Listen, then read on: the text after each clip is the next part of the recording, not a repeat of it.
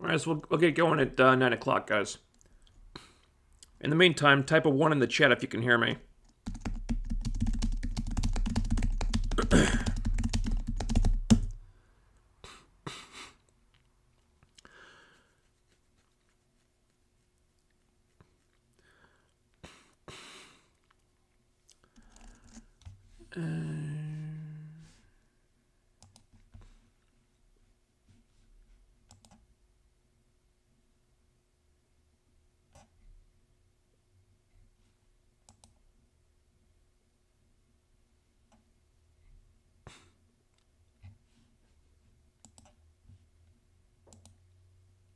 All right, cool.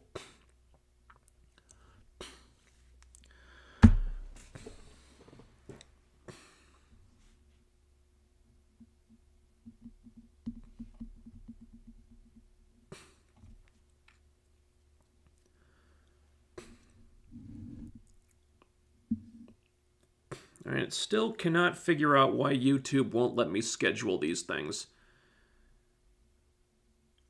It's very annoying. I feel like we'd have a larger audience for them if we could just schedule them in advance. I don't know why that stopped working. It's very frustrating.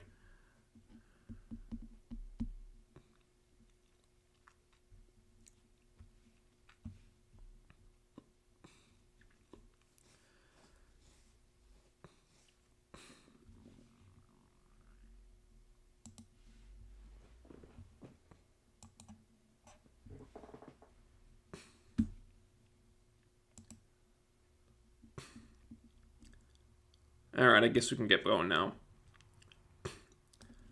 Okay, welcome back to the Hawkeye discussion live stream. Again, we're doing this a week after the episode aired.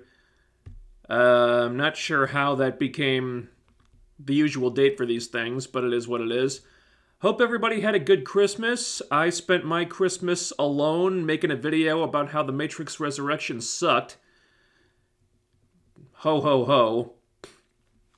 But, plenty of people who got it worse than me, I guess. So that's not too bad. Yeah, welcome back, everybody. As usual, get your comments and super chats in. I'll give my thoughts on the episode, and then we'll do super chats, comments, and whatever afterward.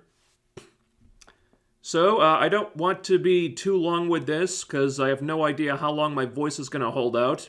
If previous streams are any indication, not very long at all. Although my throat does feel a little better this week, so hopefully it won't be too bad. Now, just move this over here, because I didn't do any of this ahead of time, because I'm stupid. Okay. Alright. Hawkeye. Season finale. I guess. Last episode ended on the cliffhanger of the Kingpin being back. Did they stick the landing? Yes and no. This one begins with Eleanor Bishop meeting with the Kingpin. And apparently Disney Plus Kingpin is a little bit different from Netflix Kingpin. Disney Plus Kingpin has a thing for Hawaiian shirts. So he looks less like a crime boss and more like a very scary pimp. To be honest, I'm not sure it works for him. I miss the power suits. He still acts like Kingpin, though, so we're still in good shape. I do miss the suits, though. So they talked for a bit about their working relationship. Eleanor's been working with him to repay her late husband's considerable debt. The late husband, who Kate put up on a pedestal as a guy who always tried to help people and do the right thing, was somehow indebted to a crime boss. They do not elaborate. Anyway, Eleanor has repaid this debt 10 times over, but she's also done very well for herself in the meantime, so this has worked out great for both of them. She also handled the Armand situation and set her fiancé up to take the fall for it. But now her daughter is too close to all this, and that's where she draws the line. So she wants out. And she's been keeping an insurance policy in a safe place in the event that Kingpin doesn't like this decision, and with that, she marches out of there. That was the contents of the video file Yelena sent to Kate. Her and Clint watched all this. Kate starts freaking out. Clint tries to keep her calm, says her mom needs their help because Kingpin is not going to take this lightly. Kate tells Clint that this is her mess to clean up and he should just go home, but Clint finally says that Kate is his partner and her mess is his mess, so he's not going anywhere. It's the first time he's said that, and I'm sure Kate wanted to fangirl over it, but it's not the right time for that right now. Then we go to Maya visiting Fisk. He says, he asks what's been going on with her lately because she's been so erratic, to say the least. She admits that she went a little nutso with the Ronin situation and trying to avenge her father, but she's over that now because she's realized that nothing is ever going to bring him back. And Fisk plays along with this. He would have wanted you to move on, blah, blah. Fisk appears to have Maya where he wants her now. She asks for a few days to get her head straight. He tells her he loves her, and she leaves. But Maya is not as good a liar as she thinks. And Fisk did not buy this at all. He's getting agitated. And you know what happens when the Kingpin gets agitated. Vincent D'Onofrio is reminding us how awesome he is in this role. He is scary in this scene. They've got the Ronin running around, an Avenger taking an interest in their operation, Eleanor Bishop thinks she can just quit and walk away. This simply will not stand. So he tells Not Kit Harington that the people need to be reminded that this city belongs to him. Which does not mean good things for Eleanor, and I don't know what his plan is to deal with her insurance policy, but it's never mentioned again anyway, so I guess it doesn't matter. Back to Kate. She's being distant, but Clint gets her attention by appealing to her inner fangirl, because for this gig, they're gonna need a ton of way too dangerous trick arrows. That perks her right up. Cue a montage of Clint making tons of trick arrows while Kate labels them helpfully. Clint gives her one last chance to back out before they do this. Reminds her that this life can be lonely and she'll get hurt and have to make tough decisions. But she tells him the story of how she first saw him fighting aliens with a bow and arrow and jumping off buildings and stuff, and she thought that if he could do that, then she didn't have to be scared, because he showed her that being a hero isn't just for people with superpowers, it's for anyone who's brave enough to do the right thing no matter the cost, so she's ready. And how about that, the protege being inspired by the veteran hero, respecting him, learning lessons from him in a sincere way. It's really simple, but it's amazing how so many hack writers these days get this kind of stuff wrong. So this is very refreshing. So we go to the big party in Rockefeller... Gnats are still all over the place. We go to this big party. It's in Rockefeller Center. Not Kit Harington is taking up sniper position across the street, waiting for any of his several targets to show up. Clint and Kate arrive all dressed up, and Clint gets Kate in the habit of assessing assets and threats. Lucky for them, they have many assets because the LARPers are there working as the waiting staff. How on earth did they get these guys hired as the waiting staff so quickly? I don't know. Because Kate's rich, I guess.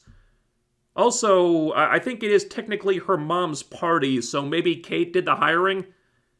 I guess that makes sense.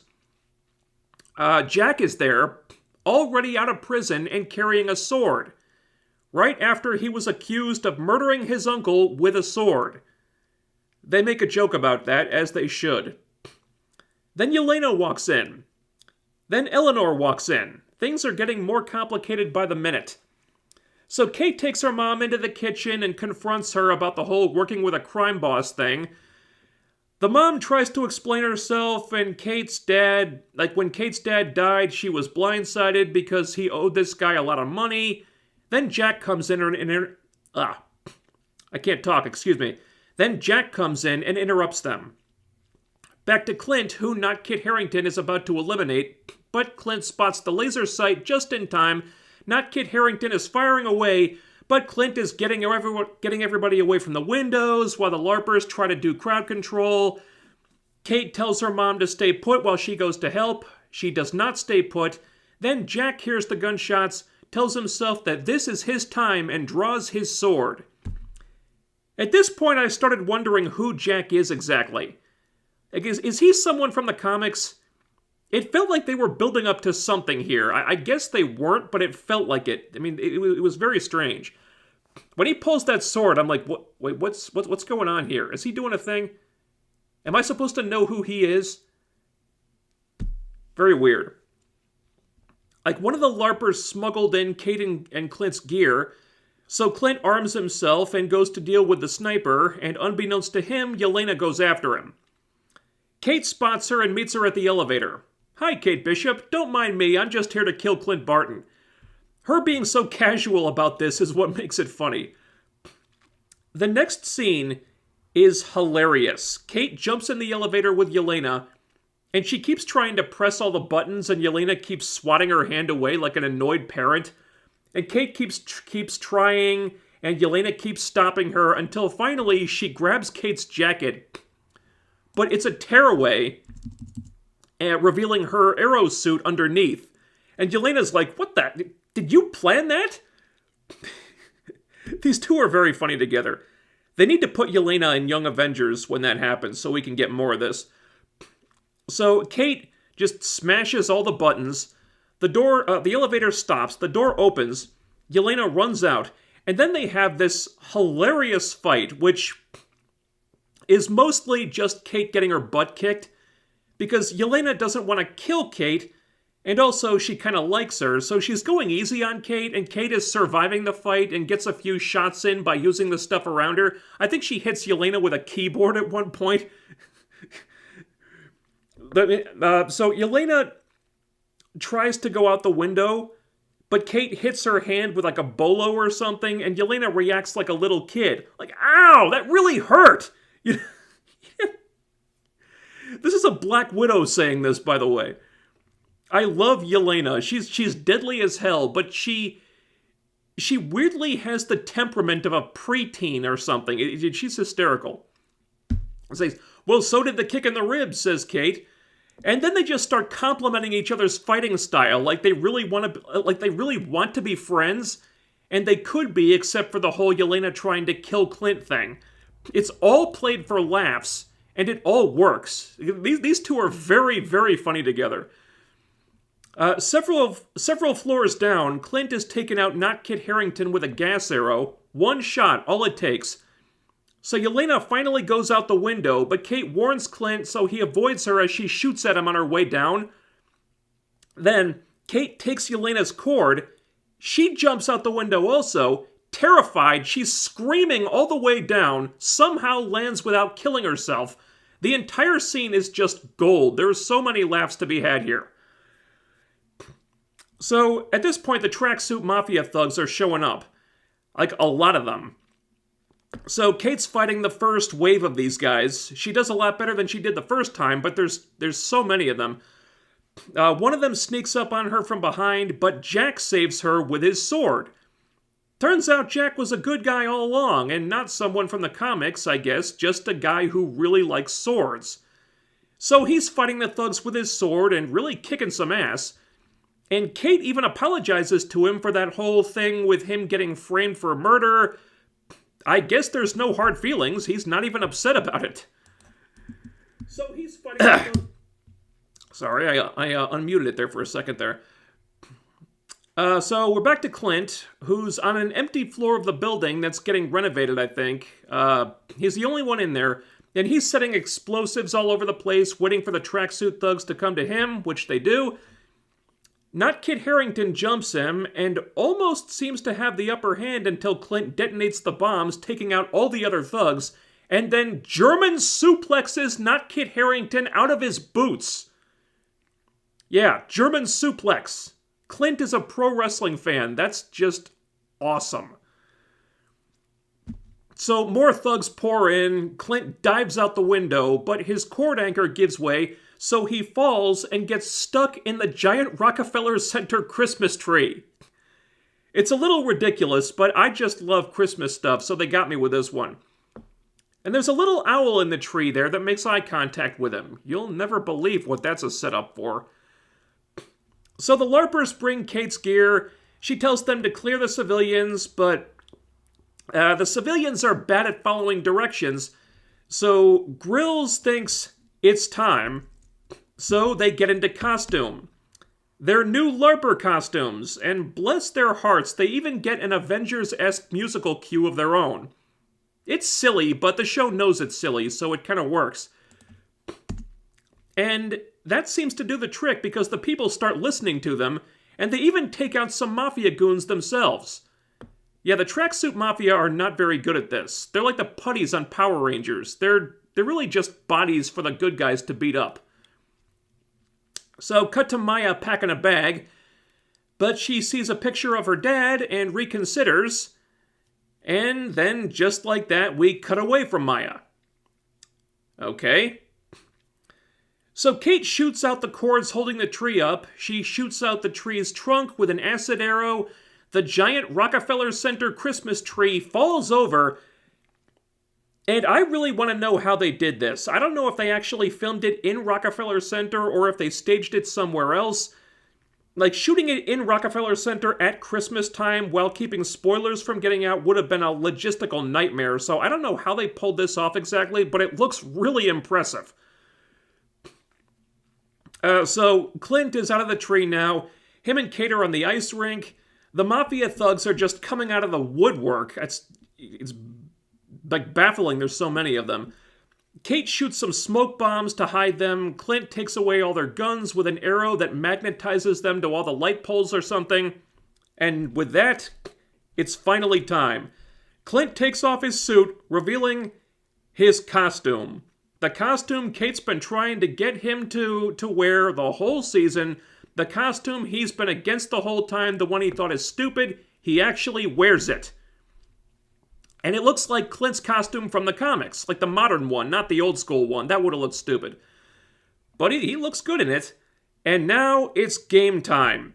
The thugs advance on them. Clint gives Kate some of the way too dangerous trick arrows, and he smiles at her. Clint's got a little twinkle in his eye here. He's finally having fun again.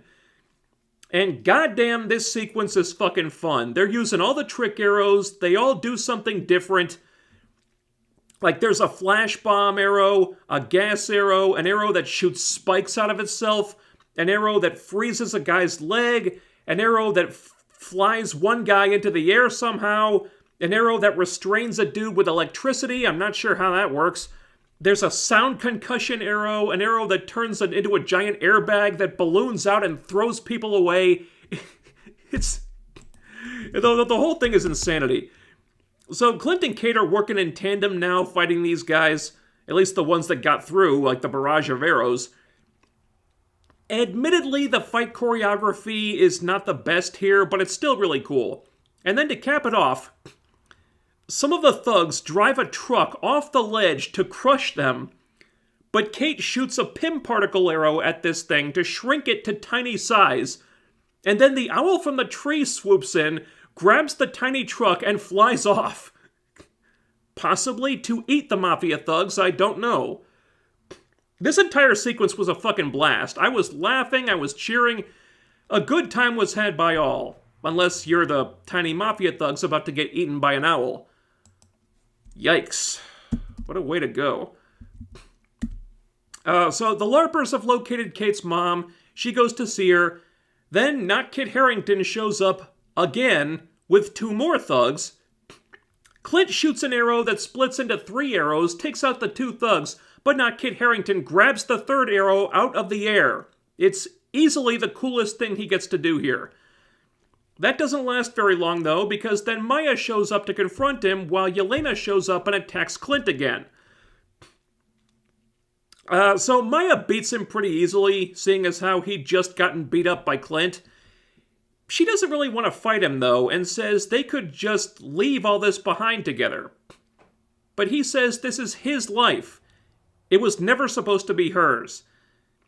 She says it's not too late, but he says Kingpin won't let him go and he can't walk in both worlds like she can. So he attacks her with some steel rebar thing, but he just gets stabbed with it himself. Then he tells her to leave because Kingpin will be coming for her. poor not Kit Harington. He did not win a single fight all season. Kind of sucks to be him, I guess. Back to Clint. Yelena has one question before she kills him. She wants to know what really happened with Natasha. Clint says Natasha sacrificed herself to save the world, and he's sorry. But she does not believe him. You're lying, you're so pathetic. She starts wailing on him. Then we go back to Eleanor, who's trying to escape in a car, but the driver is dead.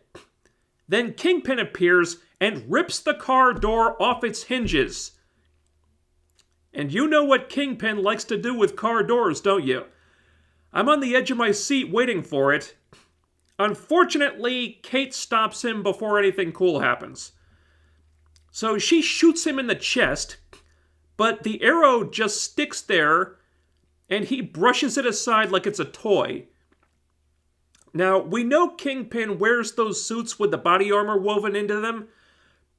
I'm assuming that's the explanation for this, but that body armor must be made of adamantium or something, considering what happens next. And this is where things get cartoonish. Kate tries a grapple arrow, but Kingpin grabs the cord, yanks her towards him, and punches her away so hard, by all rights, it should have caved in her ribcage. Of course she's fine. Then Eleanor hits Kingpin with the car, blasts him through a store window. He goes flying like 20 feet, somehow without breaking every bone in his body, because he just gets right back up. So Kate fights him. He nails her with a shot, punching her across the room. I don't know how he's doing this. I mean, Kingpin is supposed to be, like, weirdly, unnaturally strong, but he's not super strong. He's just a fucking brute. Here he might as well be super strong. That's the only way to explain this. It doesn't explain why Kate doesn't have a huge hole in her chest right now, but it's all I've got. If you're curious about the Kingpin thing, though, Midnight's Edge did a great video making sense of that. So go watch that video. He takes Kate's quiver, breaks all the arrows. She goes for some jujitsu takedown, but he just throws her across the room again. He's just giving Kate the crash dummy treatment at this point, and I could not tell you how she's still going. But finally, she grabs one of his cufflinks, and she does that thing that Clint taught her how to do where you knock a guy out with a quarter, and she flings it at the trick arrows on the floor. It triggers the magnetic arrow, which draws all the other arrows to it, and they all go off at the same time. There's a huge explosion right under Kingpin, which by all rights should have blown him to smithereens, and he's momentarily knocked unconscious, but otherwise fine. Best body armor ever. Back to Clint. He keeps trying to tell Yelena what happened, that it was Natasha's choice. She still won't believe him. She's still not listening. She's very angry now. Why would she sacrifice herself? Why do you deserve it? She whips out a baton and just starts beating him savagely. Back to Kate. Her and her mom hug, and the mom thinks they're just going to put all this behind them, lickety-split. But Kate calls her on the murdering Armand, framing Jack, hiring an assassin to kill Clint stuff. And Eleanor's like, look, this is just how the world works. Kate, I was protecting you. You think you can live your life without consequences like your dad did, but someone has to take responsibility for all this stuff. And then the police show up and arrest her because Kate's just not having it. She tells her mom she loves her, but yeah, if she wants to take responsibility, she can start right now. Back to Clint. He stopped fighting a while ago, so Yelena's about to finish him off. And she does that that whistle that her and Natasha had, that secret whistle thing. And I guess it's to be like, hey, look, sis, I'm about to kill this guy for you. High five, wherever you are. But Clint knows the whistle, and he acknowledges. He whistles back. And she's like, what? Wait, how did you know that? Well, he knows it because Natasha talked about Yelena all the time. Off screen, I'm assuming. And she told him about that time that they got separated as kids that we saw in the Black Widow movie, and she just wanted Yelena to be safe. And Yelena just breaks down. She starts crying. We can see that deep down, she didn't really believe that Clint killed Natasha. She was just having an emotional reaction and was looking for someone to blame so she didn't have to process her grief. But it's all coming out of her now. She wishes she'd been there, she could have stopped it, but Clint says nothing was going to stop her, she made her choice. I loved her so much, me too. So she helps Clint up, he says he's sorry, and Yelena just walks away. Goddamn, Florence Pugh is really good at acting. Like, 1 minute she's making me laugh, and now she's tugging on the heartstrings. This was a great, great scene. Then we cut back to Kingpin, who's already on his feet. How? I have no earthly clue. I don't even know how he's even in one piece right now. He's dirty and walking with a limp. That's the extent of his injuries. I don't know. Maya confronts him in an alley. He says they're family, and sometimes family doesn't see eye to eye. And then she shoots him. Off screen, so no body, thankfully. So he'll be back, of course. Nevertheless, they brought back the best villain in the MCU only for him to get beaten twice in one episode. Not quite the return I was hoping for, I have to say. Especially when how one of those beatings was to put over Maya, a character who I'm still getting nothing from and will not have anywhere near the longevity that Kingpin will, let's not kid ourselves. So the LARPers think Jack is really cool with that sword and they talk to him about LARPing. Clint tells Kate that every once in a while you find someone who just makes you better in every way. And holy shit, Missy the LARPer really outdid herself with this costume, didn't she? Hot damn, this costume is awesome, isn't it? And Clint's finally on board with the costume. It's a joke, but it cheers Kate up a little bit. So Clint's proud of Kate for taking on the Kingpin all by herself, as improbable as that was. And considering what a freight train that dude was, yeah, she's lucky to even be alive. I couldn't tell you how she's alive, but I couldn't tell you how Kingpin's alive right now either. So the day is saved. Clint brings Kate and Lucky the pizza dog home for Christmas. He also found that elusive Rolex at a black market auction, and wouldn't you know it, it's Laura's Rolex. And it has a S.H.I.E.L.D. logo on the back. Called it! I fucking called it! I guess that's part of the retirement package for S.H.I.E.L.D. Like when you leave the service, you get a Rolex. So Laura was already a really cool wife, and now even more so. So we end with Clint and Kate burning the Ronin suit. Kate starts brainstorming code names for herself. They're all awful and cringy, but Clint has an idea for one. And then saving the best for excuse me. Then saving the best for last, the post-credit scene is the full Broadway performance of I Can Do This All Day in its entirety. It is absolutely terrible in the best way possible. You can see why Clint wanted to get the hell out of that show, but goddamn, it is funny. And that is it for Hawkeye, at least for now. This was simultaneously the most fun episode and the most flawed. Pretty much all the jokes landed great. I was laughing a lot during this, and it also had the most action, the biggest action set pieces. The one with the tree, holy shit, I want to know how they did that. Now, I'm assuming they didn't shoot it in Rockefeller Center, maybe, but if not, then beats me how they staged that thing. But it was very cool. Very cool. The fight on the ice rink with all the trick arrows was just pure fun. The character work was on point. Kate learned what it really means to be a hero. Clint made peace with his demons. I got a little misty-eyed during the Clint-Yelena scene. And Florence Pugh really nailed that one. And if they wanted to do some kind of buddy cop show starring Kate and Yelena down the road, I'd be down for that because their interaction was hilarious. It had a nice little self-contained feel-good ending, not trying to tease any future series right now, and, once in a while it's nice to have a show like that. I'm a sucker for a good Christmas story on top of everything else, so, that was all great. There were some problems, though. The writers had too much stuff to wrap up. And it shows. Because as much fun as the finale was, it was messy.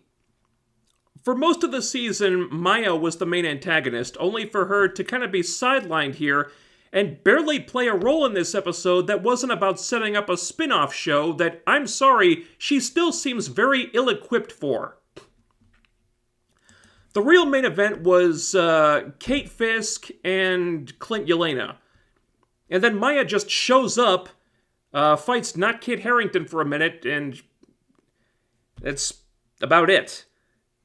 It's like the writers did all this build-up to her being a major player, and then they just kind of forgot about her. I mean, she beat Not Kit Harington after Clint already kicked his ass, so not much of a contest there. And I hate to say, I wasn't all that impressed with her performance either. Like, moments when she needed to get emotional, she really didn't. There still doesn't seem to be that much to this character beyond a person who just wants revenge. She wasn't really bad, but I don't see why this character needs her own show, and from what I saw here, I don't know if she can carry her own show. I don't know if she has that in her. I just don't see it. Then there's Kingpin.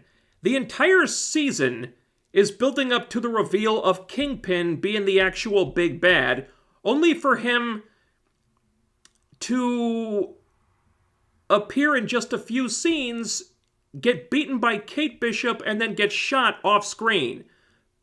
There's no body, so he's not going anywhere, obviously, but still, it's hard not to feel a little bit underwhelmed. I mean, his menace was kind of kneecapped here, I'm sorry to say. I mean, he's shown to be strong as a fucking ox, and tough to a fucking cartoonish degree, but he also got beat twice. And Daredevil did not go through absolute hell for 3 seasons to take this guy down just so he could be beat like that. Okay, that I had a problem with. And how the hell do you have Fisk set up the car door spot only for him to not use it? I know you're on Disney Plus now, but come on! Haven't you ever heard of Chekhov's gun? Jesus Christ. And the fight with Kate, look, they should both have died like several times, I'm just saying.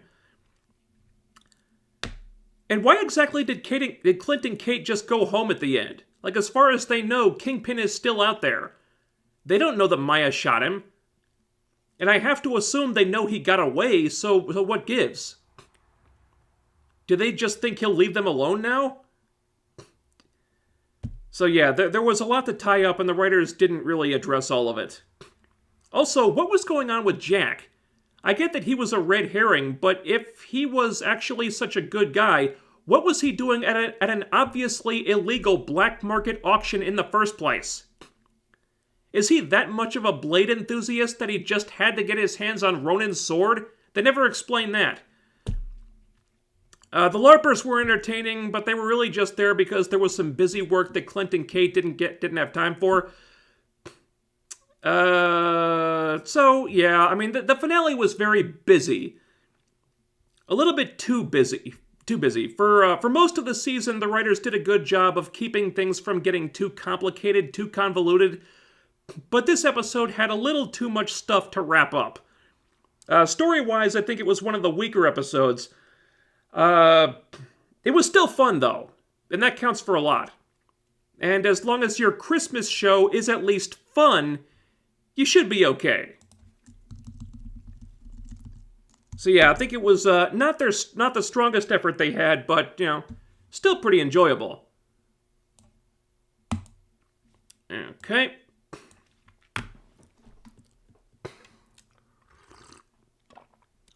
All right. Hang on.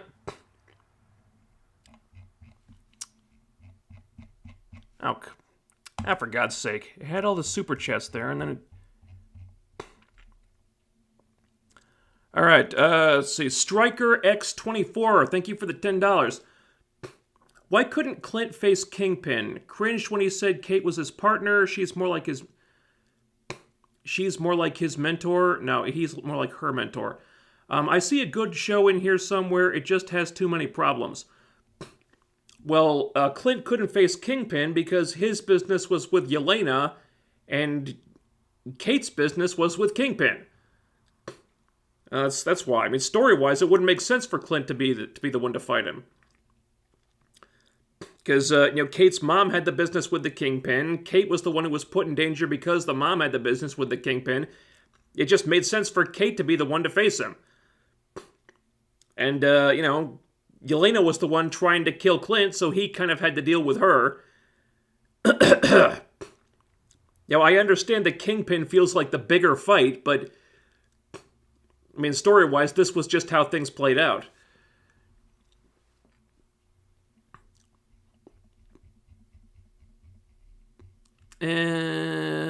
Francisco Cogno, I still am not sure if I'm pronouncing that correctly. Thank you for the 20 units of whatever currency that is. Worst post-credit scene ever. Well, yeah, but it was supposed to be bad. It's funny because it's bad. This is the show that was so terrible that Clint had to leave halfway through. It's not supposed to be good. It was supposed to be like the worst thing ever. That's what makes it funny. Alright, let's see what else you guys are saying.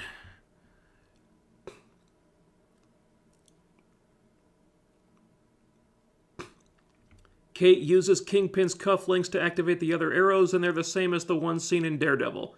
Mm-hmm. Nice little nod there. I'm not sure how close we'll get to them confirming or denying that this is the same Kingpin from Netflix Daredevil. I'm assuming they won't. They'll just leave that kind of ambiguous, but I think we'll get little nods like that. Did you watch the Dota trailers? I did. It looks cool, but I realized I didn't really remember a lot of what happened in Season 1, because it had been a while since I watched it, and I didn't really understand a lot of it at the time. So I went back and started rewatching Season 1. I'm like halfway through it right now. I think more of it is sinking in this time, but I've got to rewatch the whole thing. I did watch the Naomi trailer, and it didn't occur to me until afterward that I'd actually seen that before. I actually watched it when it came out, but it was so unimpressive, I completely forgotten it. There's really not much to say. I mean, she ditches class, and then she passes out. That's the whole thing. Oh, and Superman does something off-screen. Wow. That's riveting. I have goosebumps. This looks like such an amazing show, such an exciting show. She ditches class and passes out, and also Superman does something that we don't see. Cool. Another bullseye, CW.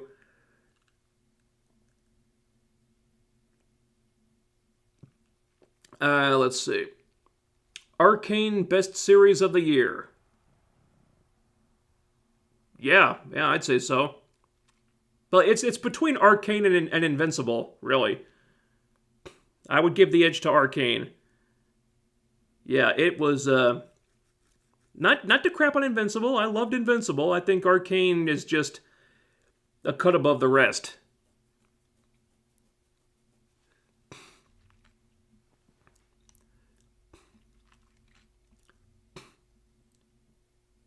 Jack was the swordsman.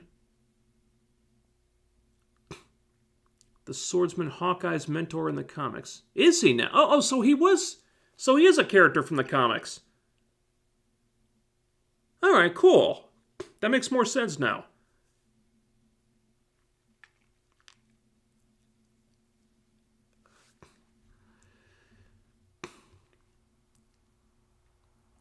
Kate powered up too much with little training in the last 2 episodes, but in the last 2 episodes were rushed anyway. Well, I'm not sure what you mean in the last 2 episodes, because, I mean, the show made it clear that Kate had been training since she was a kid. You know, she'd trained in archery and martial arts and stuff, and she had tons of trophies all over the place. So, I mean, she's not like some newbie. She's been learning to fight from a very young age. So I don't think it's unrealistic that she should be able to handle herself. Now, her surviving against the Kingpin, who was like...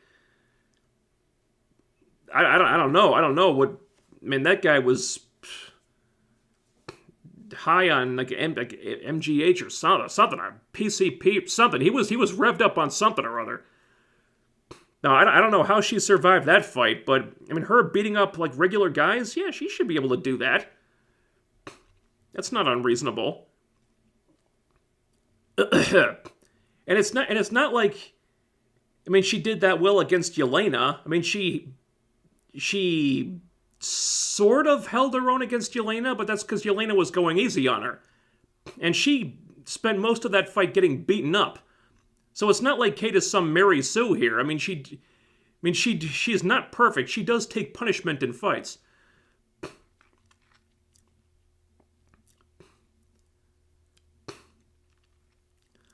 One time in the elevator, Kate slaps Yelena after the parent swatting, and Yelena's shocked. What was that for? Yeah, that was pretty funny.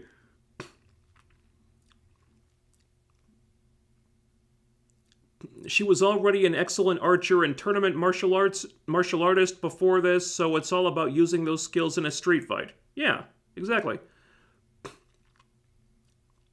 Let's see. Yelena's awesome. Kate is my favorite in the new wave of heroes so far. Yeah, agree. Yeah, Kate Bishop was a very nice surprise. Because the character in the comics has never really done anything for me. I haven't read a lot of comics with her in them, but the ones I've read are usually just about people constantly kissing her ass and telling her how awesome she is.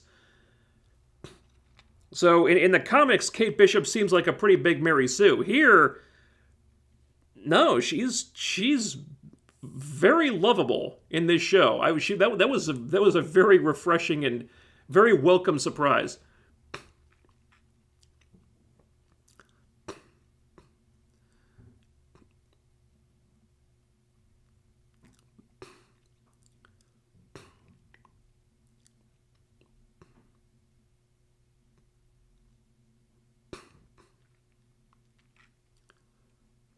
All that build-up for Kingpin, then we get some stupid take. I get Kingpin is OP in the comics and games, but man, he was way less intimidating here than in the Daredevil show.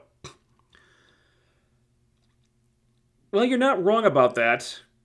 You know, bear in mind, they can't exactly have him taking people's heads off with car doors on Disney+. Now, I think he can still be intimidating, like he was in that first scene. Problem is, they had him get beat twice in one episode, which kind of takes, which does kind of kneecap him, like I said earlier. Now, that, I think, was a problem with the storytelling. Like, they introduced him so late in the game, he didn't really have time to do anything except get taken down because he's the bad guy.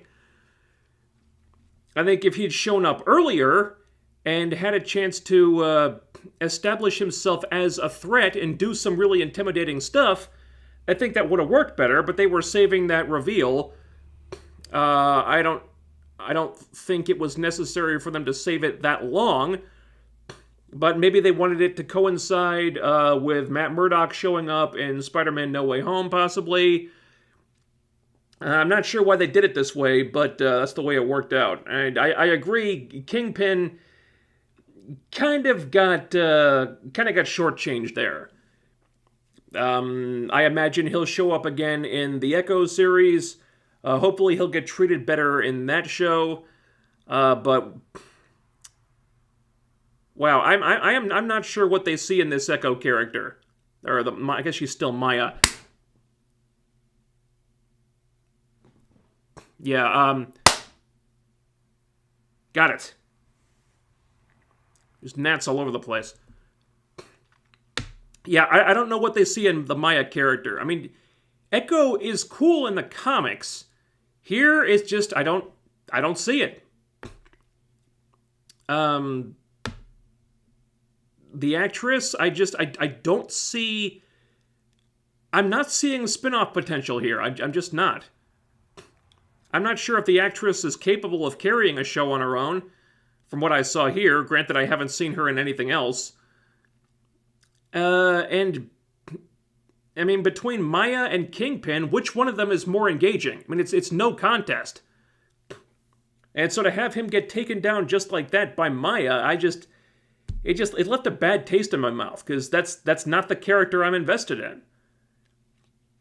You know, I spent a whole season, I spent like 6 episodes getting to know Maya, and I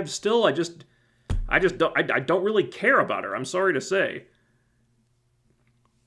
Kingpin, in just a handful of scenes, made a better impression than she did all season long.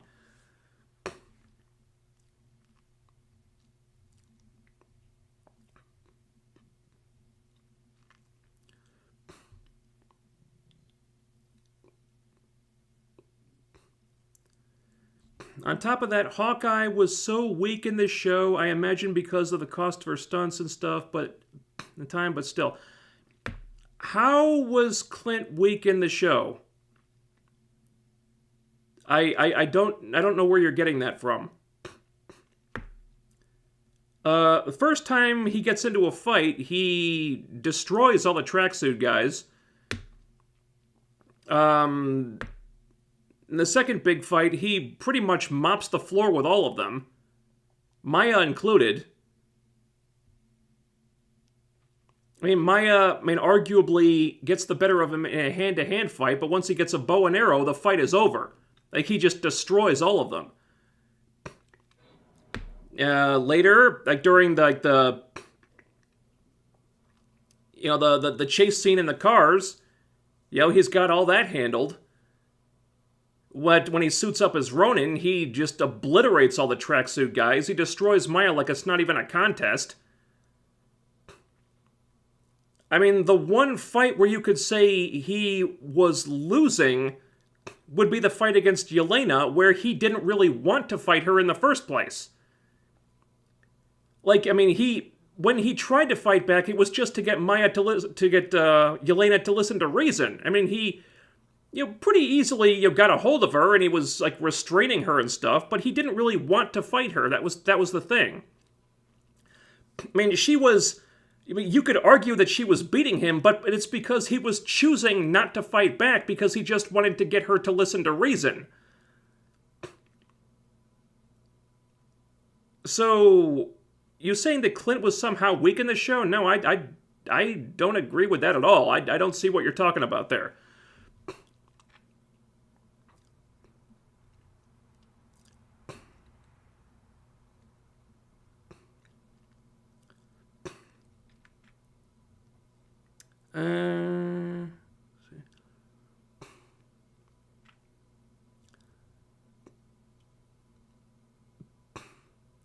And I like the fun Christmas take on this show and the dynamic between Clint and Kate here. I believe Jeremy and Haley do have great on-screen chemistry that worked here. The story and the writing was just eh.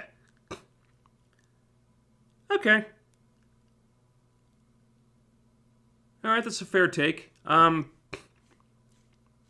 Yeah, I like the chemistry. I think the actors all had great chemistry. I think Maya might be the exception there. I didn't really see chemistry between her and anyone else. I'm going to disagree with you on the writing. I think, aside from the finale, the writing was... the story and the writing was fine. I agree the finale had some structural problems, and they probably should have introduced Kingpin sooner than they did, so he could have had time to reestablish himself before he got defeated.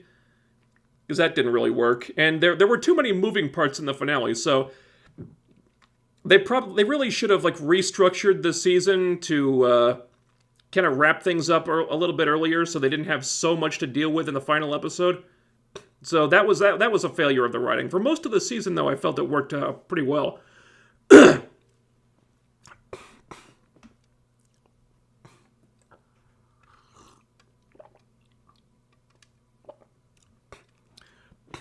He could tell her the truth after non-lethally neutralizing her instead of getting his ass kicked.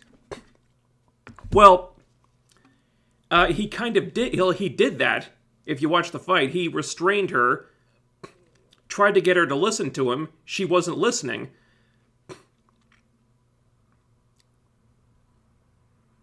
And there's a lot implied with the scene that maybe he wasn't fighting back because he felt he deserved to get beaten up. Because, remember, there's the line there when she said, why would she sacrifice herself for you? Why do you deserve it? He said, I don't. Because, I remember, because in a previous stream we talked about this, how some people said that it should have been Clint who sacrificed himself for the Soul Stone, but the argument was that if he was the one who died there, it would have been suicide. If Natasha dies, it's a heroic sacrifice. And there's kind of a little bit there, too. Like, Clint was suicidal. He was looking for an excuse to end it all. And that was part of his arc. It was, getting that hope back that he had lost. And, that doesn't necessarily go away just like that. In a way, Clint kind of feels like he deserved the punishment because he was still blaming himself for Natasha's death a little bit, and also there's all the PTSD from his time as Ronin and him feeling guilty about that. He doesn't want to fight Yelena, but and also in a way he kind of feels like he deserves to get the shit beaten out of him. Now, granted, a lot of that is implied and it's very subtle, and you have to do a few mental gymnastics, but that's what I felt like the story was there.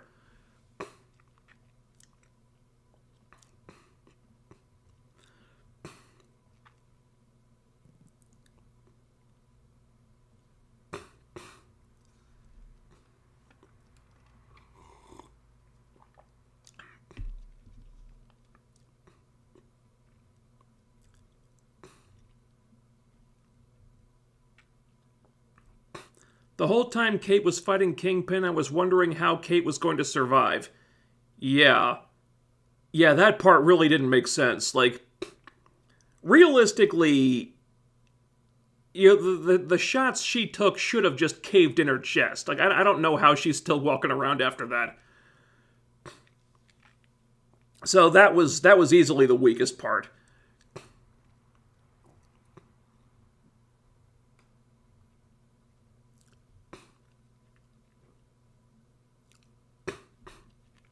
Kingpin must be juiced up on super soldier serum. Well, the Midnight's Edge video referenced an interview that Vincent D'Onofrio did, where he mentioned how Kingpin in Hawkeye is stronger than Kingpin in Daredevil. So I don't know if they'll ever definitively come out and say that those two characters are the same person or different people.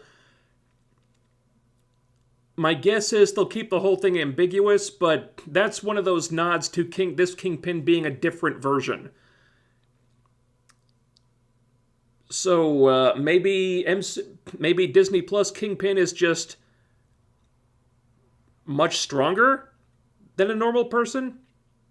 Or maybe they'll just give him like kind of like low-level super strength or something. I don't know. It's not like they haven't made changes to other characters.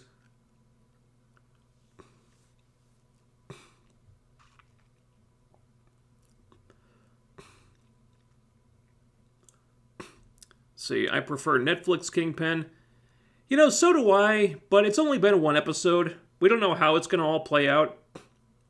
I mean, I'll take this Kingpin over no Kingpin at all.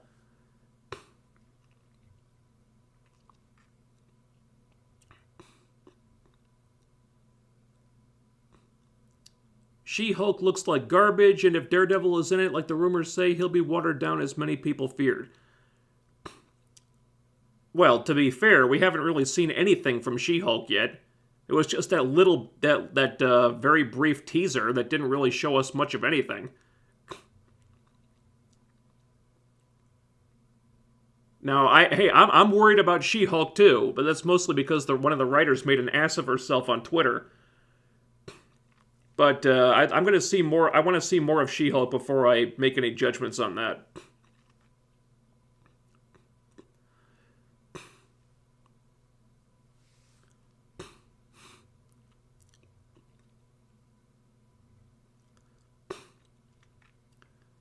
And I'm dreading how they'll change Matt Murdock. Yeah, I mean, I'd be lying if I said that wasn't a concern. But, I mean, so far so good. He made a little cameo in No Way Home, and he was really cool there. So, I mean, there's I'm still worried, but I mean, I'm excited too.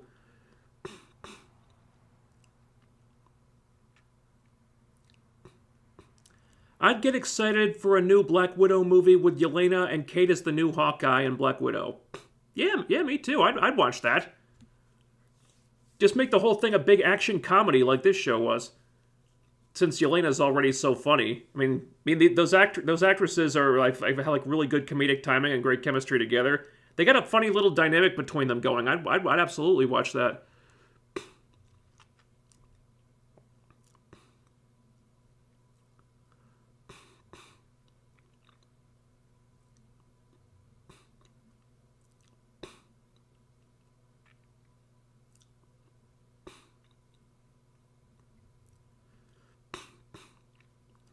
I didn't like how they made Eleanor look good by blaming the dead father. Couldn't she just be a villain because she wanted to? No, she has to be cleaning up the man's mess.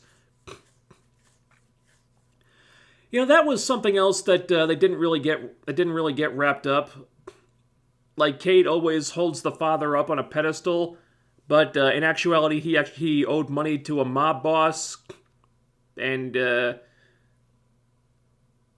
we don't really find out why or what his deal was. But I don't really think they made Eleanor look good.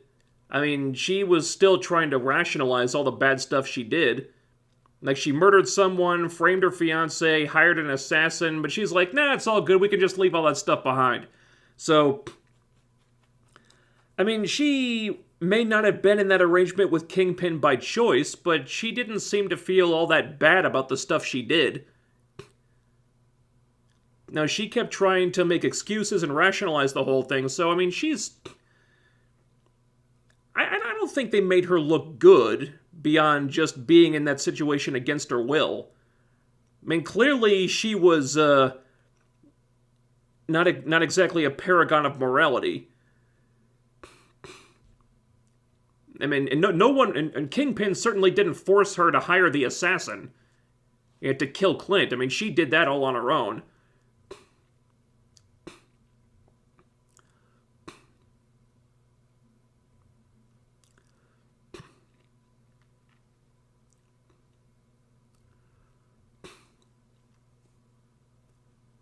She asked what Black Widow said about her. I half expected Hawkeye to talk about the vest. Well, yeah, I mean, she uses it all the time, and she made her own modifications, and it has tons of pockets, and she uses all of them and stuff like that. Have you seen the vest? It's a pretty awesome vest. Wouldn't be surprised if she told Clint all about the vest.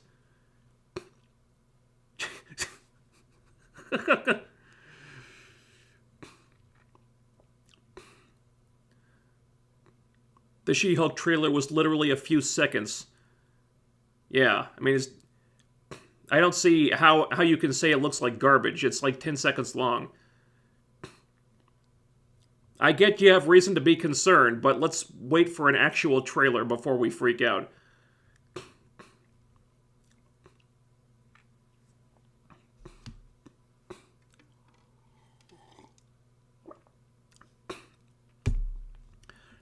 I find it cool how Kate and Yelena might have the same chemistry as Nat and Clint.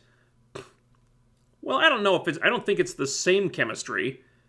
I think it's much more, I think it's more lighthearted and a lot funnier. But Natasha and Clint weren't really meant to be funny characters. Kate and Yelena are meant to be funny characters. So it's just, it's different. It's similar, but it's different.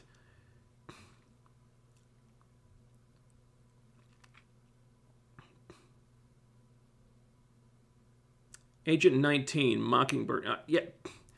You know what? I saw the 19 on the watch, and I wondered what that meant. I figured that was her agent status. I didn't have time to look it up. So is that Mockingbird's agent status in the comics? I'm not sure.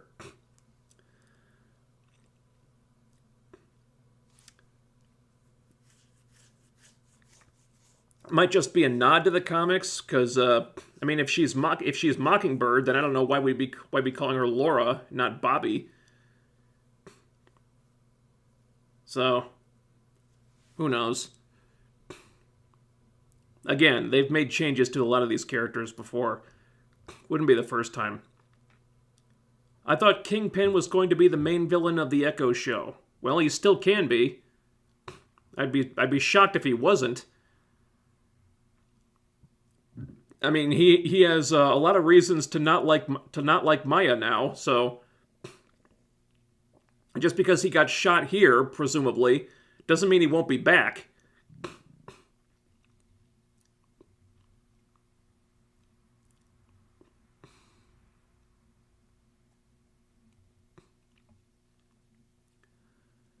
Question is, will Kingpin be blind when Echo shoots him? Well, you know, I think there is a comics basis for that. I think he was blinded for a while in the comics. I'm not sure. I didn't read that story. I think Echo did blind Kingpin in the comics. Correct me if I'm wrong. I'd have to go look it up. So maybe they're doing that story? I mean, who knows? I mean, they did kind of set it up with that line. Families sometimes don't see eye to eye. A blind Kingpin could be interesting. Especially if Daredevil gets involved, and that is the rumor.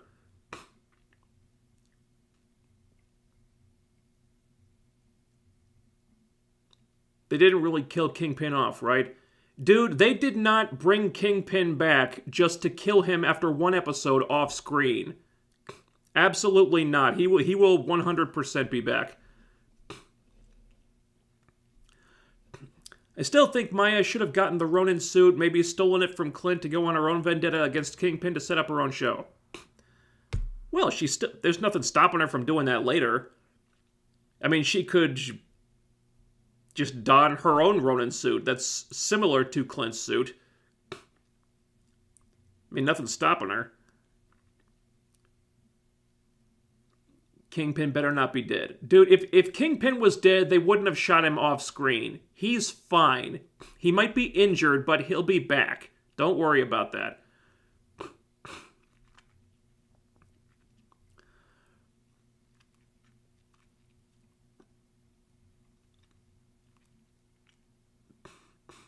The show really robbed all the menace from Kingpin, though. I wouldn't say it robbed all his menace, but it definitely took some of it. Yeah, I do agree with that. That was one of my big complaints. I was not happy with how Kingpin was used here. I think they needed to establish him at least one episode earlier. So him to do some really messed up shit to kind of set the stage. But here, he didn't really get to do anything to set the stage. They're just kind of relying on our past memories of the guy from the Netflix show, which may or may not be the same character as this. So he acts crazy, he acts scary, which works because Vincent D'Onofrio is awesome. Then he just, tells not Kit Harington to take out Eleanor Bishop. Then he shows up, fights with Kate, loses, then gets shot. So, I don't know if this was about preserving the secrecy as long as they could or what, but he needed to show up earlier so he could just establish himself and establish that menace that he had in Daredevil. But because he was there for such a small amount of time, he didn't really have time to do anything except get beaten. And that was absolutely a failure of the writing. Now, I don't know if they were trying to keep a lid on the spoilers as long as they could, but that was a mistake. I would agree with that.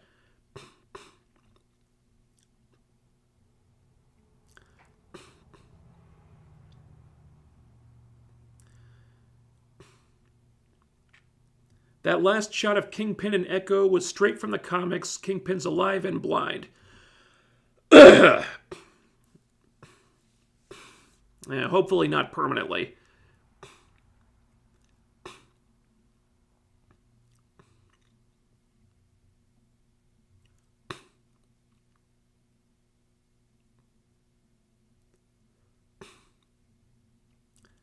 Echo's show is supposed to have Daredevil in it.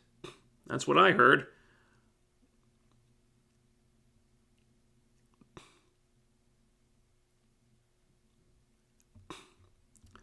I'm genuinely going to be frustrated if he's permanently blind. He took a shot in the chest with an arrow. If he can't recover from blindness...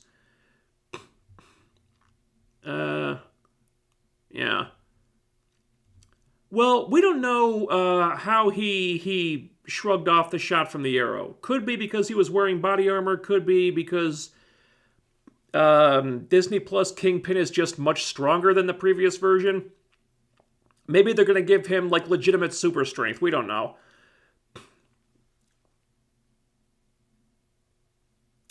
And, I mean, maybe he can also heal faster than a normal person.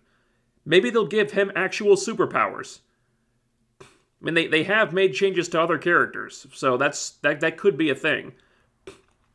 Maybe he'll be blind temporarily, but get his sight back. I think that's how it worked in the comics.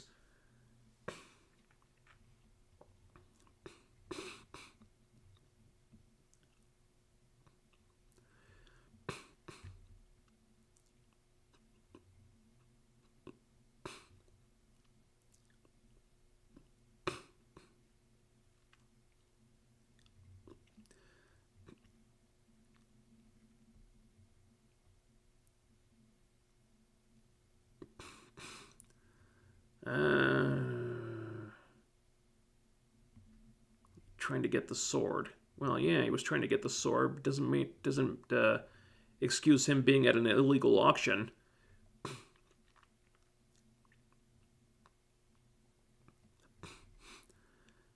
And a whole bunch of comments posted all at the same time. MKF30, thank you for the super chat. Have you reacted or watched the new Batman trailer?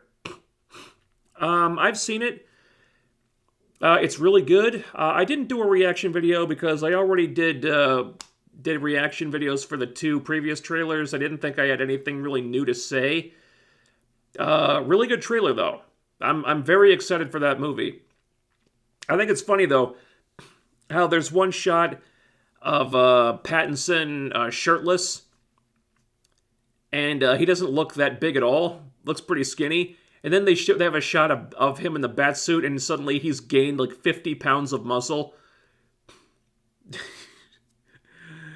Because Pattinson didn't want to work out, I guess. Yeah, so that part's weird, but otherwise, like, the movie looks really, really cool. I'm very excited for it.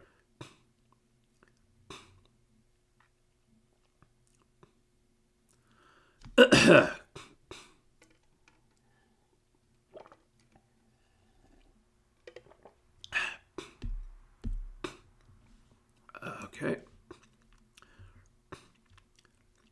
Justin's Epic Voice Recordings. Thank you for the super chat. No questions or comments, but just making a donation to the show. Thank you very much. Trying to figure out where I am. I lost my place in here.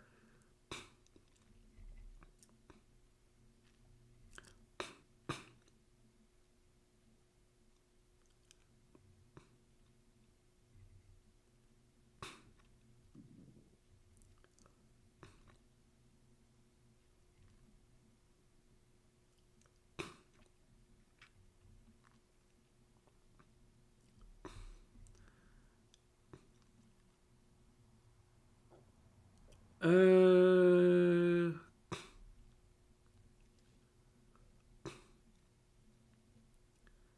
They could have killed Clint off in this show, considering it's obvious the mantle is going to be given to Kate. They're not gonna kill Clint off in a Christmas show. People keep saying that. I don't know why they thought that was going to be a thing.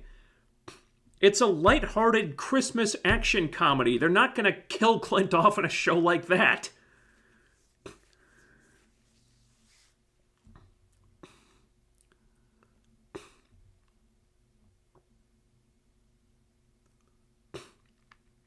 Only time I felt Clint was weak was when he needed help on the Christmas tree. Yeah, okay. And why is that a problem? I mean, it's okay for heroes to need help sometimes. And that's the whole point of Hawkeye, is that he's a hero who doesn't have superpowers. He's just a normal dude with a bow and arrow. If he needs help occasionally, that's not bad. It's not a problem. It's just part of the character. And it's not like Kate didn't need help a lot of the time. I mean, she needed help a lot more often than Clint did.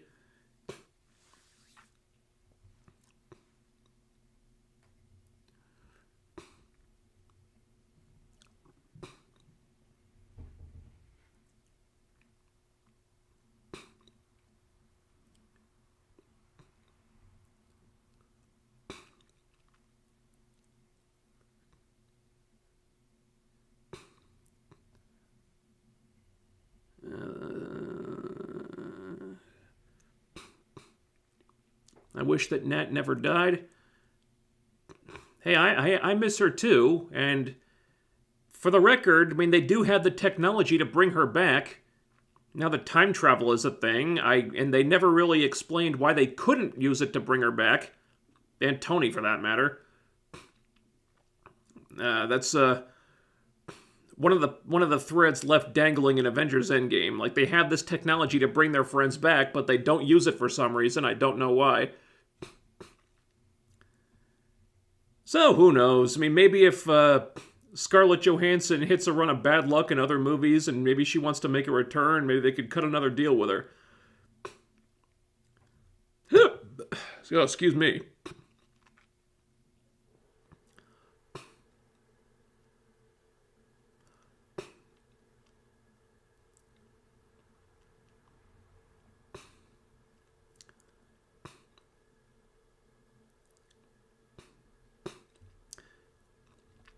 And there's some talk about Clint versus Yelena. Some people thinking Yelena would win. And if Clint could hold his own with Natasha, he could hold his own with Yelena. Well, we don't really have a definitive answer on that one, but I don't necessarily agree that Yelena would win. I think the only reason she was arguably winning this fight in the finale is because Clint didn't really want to fight her. Yeah, we've seen there's a pretty stark difference between the Clint who doesn't really want to fight and the Clint who is in, straight up kill mode. Like, reference his two fights with Maya. The first fight, she kind of gets the better of him while they're going hand to hand. In their second fight, when Clint is in Ronin mode, he defeats her easily. So here, he was kind of in... So here, fighting Yelena, he's kind of in, in the former. He doesn't really want to fight her, he just wants to get her to listen to him. If he was really going for the kill, and he was in, fighting mode here, and really going all out, I think the outcome would have been different. But he didn't want to fight Natasha's sister. He just wanted to explain himself.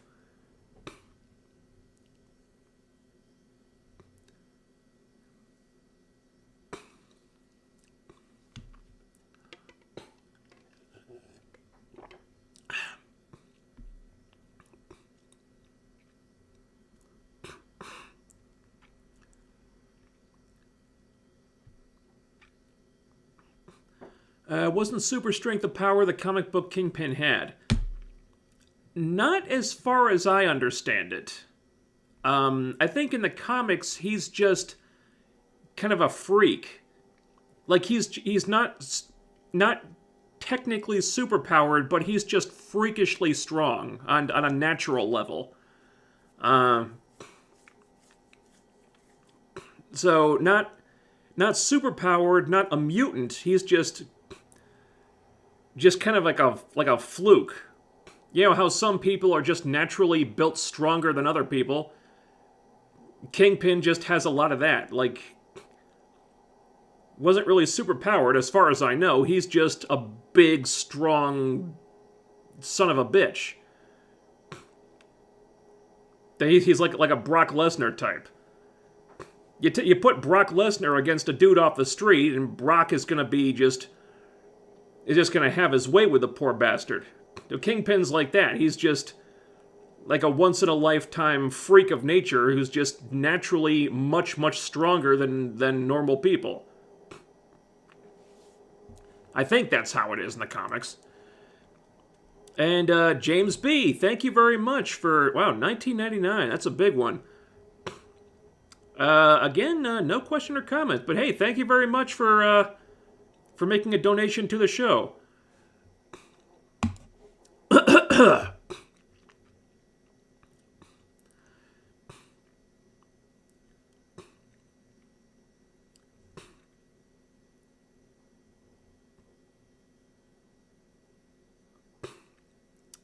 Let's see. She-Hulk will probably be meta fourth wall breaking. Well, I understand one of her series was like that, right? So there's a reference for that.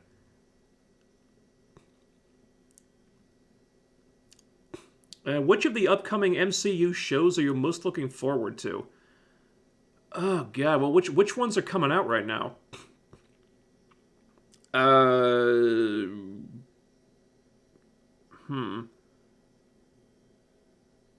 Well, there's got this Ms. Marvel, which no. Of the, you know what? I'm gonna say Moon Knight. Moon Knight looks pretty cool from what very little I've seen of it. Plus, Oscar Isaac's a great actor. I haven't seen or heard any reason to be skeptical about Moon Knight. So, I'll say Moon Knight. I am really interested to see how they do that. That's kind of dipping into the darker, into one of the darker corners of the MCU. I mean, how that show comes off might be a hint about how a potential MCU Daredevil show might turn out.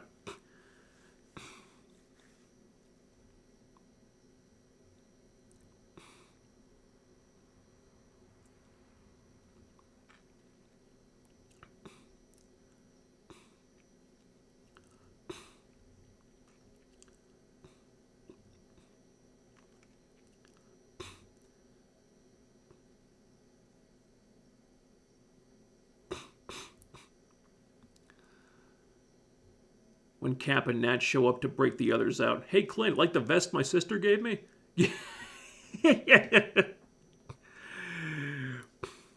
Yeah. Wouldn't it be funny if that turned out to be like a deleted scene? Like she breaks Clint out of the raft or whatever. Hey, Clint, check out the cool vest. Look, it's got so many pockets. I can hold so many things in here.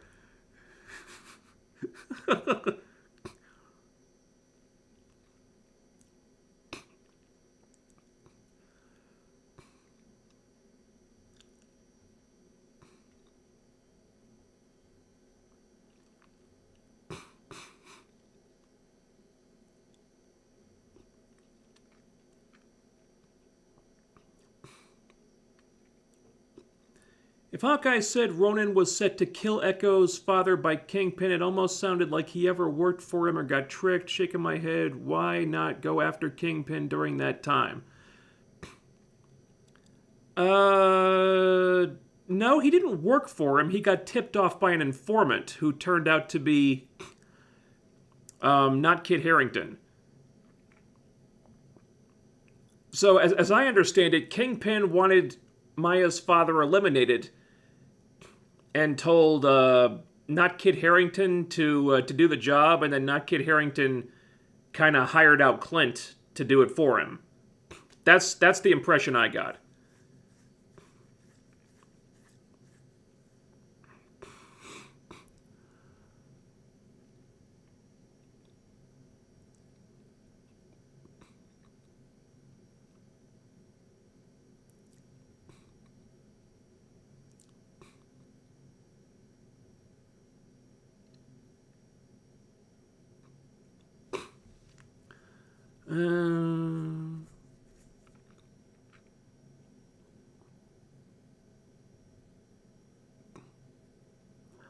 Just curious, what did you think of Lock and Key Season 2?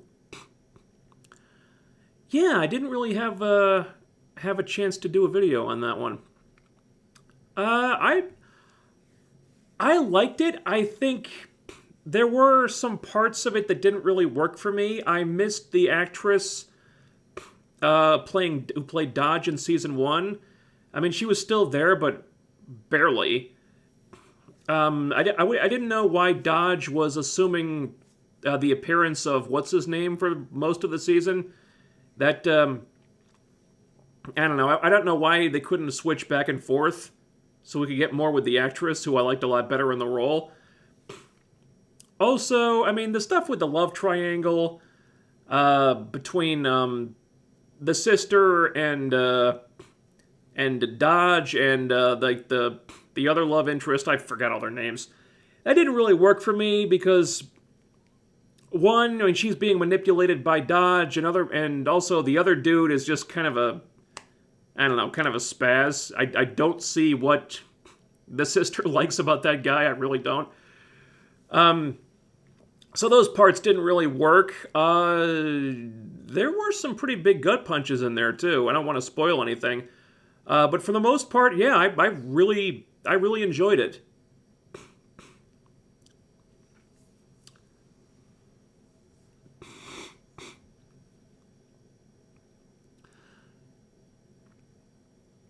Just need Daredevil and Punisher to return and start from where they left off. I think Midnight's Edge mentioned something about that in their video, so go watch that.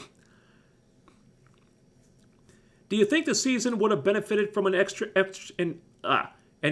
episode or two to better wrap up the story? Yes, I do. At least one extra episode so they could introduce Kingpin earlier and maybe wrap up a couple of those story threads. Maybe flesh Maya out, because we still barely know anything about her. So, yeah, I would say maybe an extra episode between episodes 5 and 6. So, to do 7 episodes. And then the 6th episode could have been like flashbacks to how they know each other, and maybe flesh out like what their relationship is exactly, and then, for God's sake, give Kingpin his menace back. Have him do some evil shit to show to establish why we should be so afraid of this guy. I think that would have solved a lot of problems with the finale, honestly.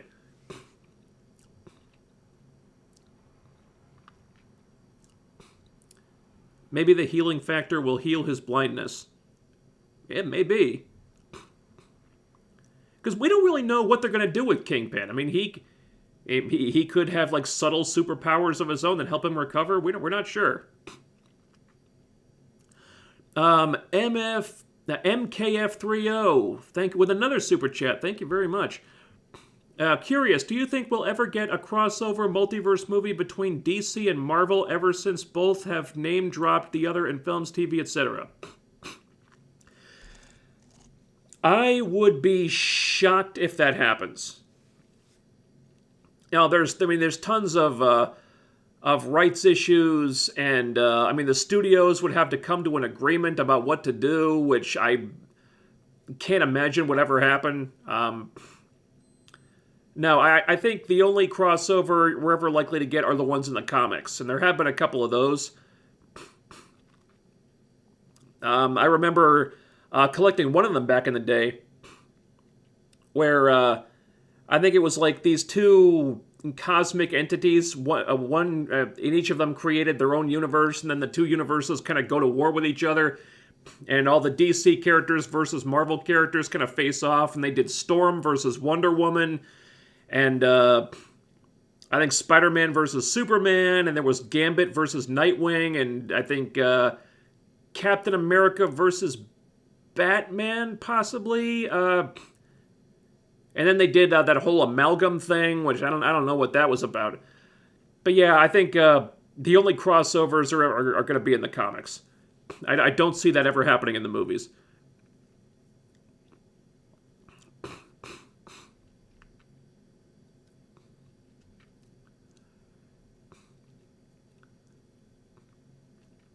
Yeah, they changed Ms. Marvel's powers for some reason. Yeah, it looks like that's going to stick. Some people are not happy about that.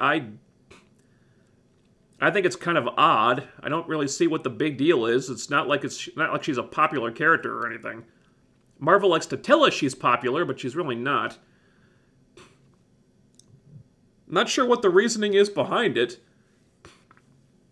I heard a rumor that they did it because her powers were too similar to Reed Richards. Look, I don't think it's a big deal, seeing as her powers were going to be really cartoonish in live action. So, I mean, it is what it is. Look, it's just Ms. Marvel. It's not like she's an A-lister or anything.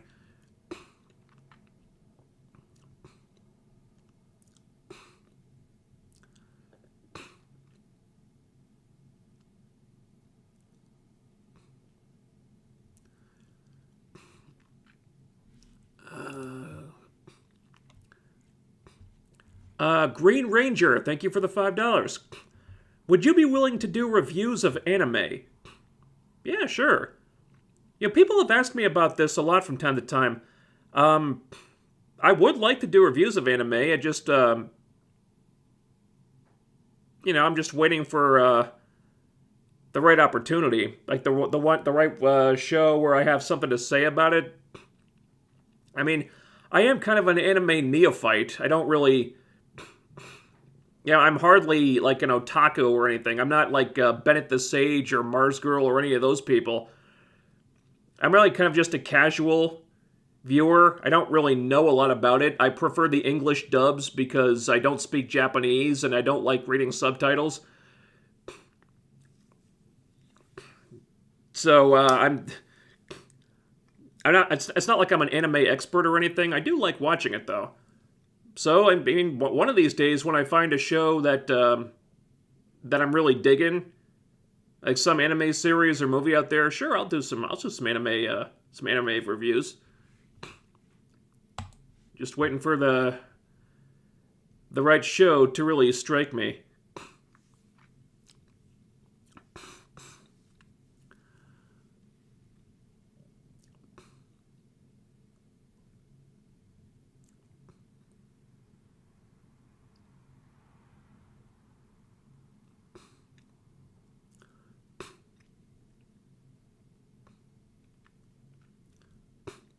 Thought the stuff with Tyler and Jackie was good. Yeah. No spoilers. No spoilers. I really like that relationship. It kind of that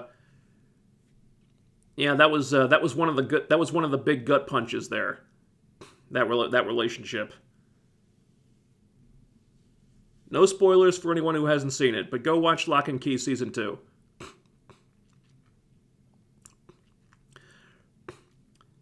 You think we'll get an Amazing Spider-Man 3?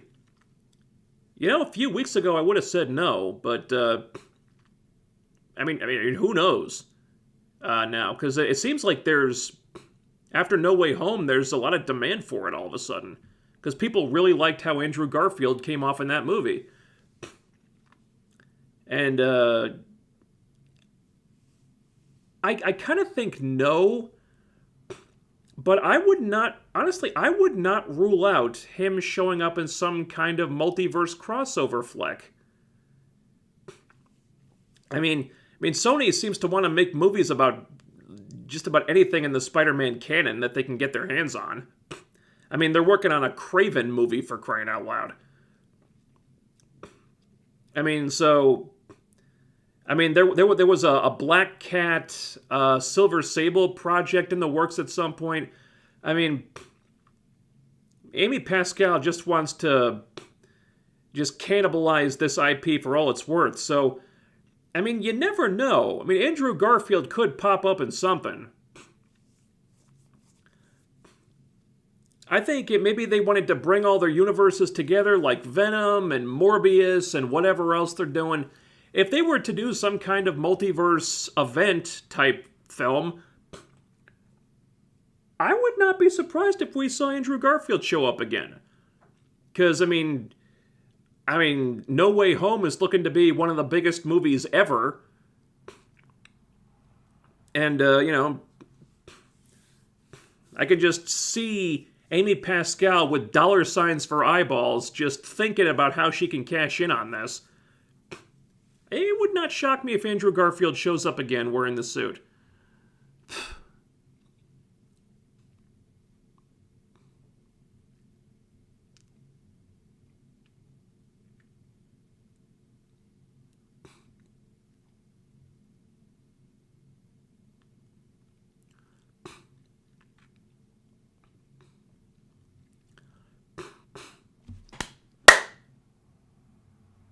Fucking gnats, where are they coming from?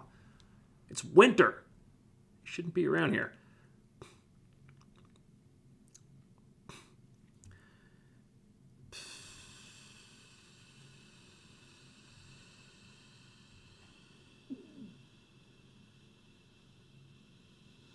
I wonder why Naomi is even releasing. There isn't that much source material to warrant a TV show. Yeah, I wonder that too.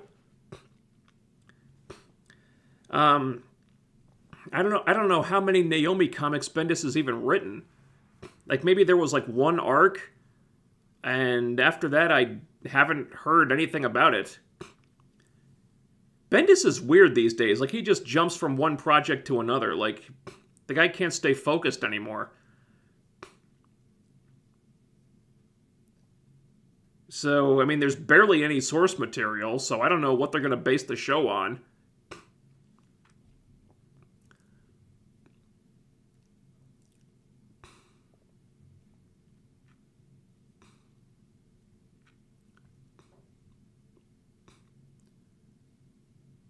By the way, the crossover fight was Superman and Hulk.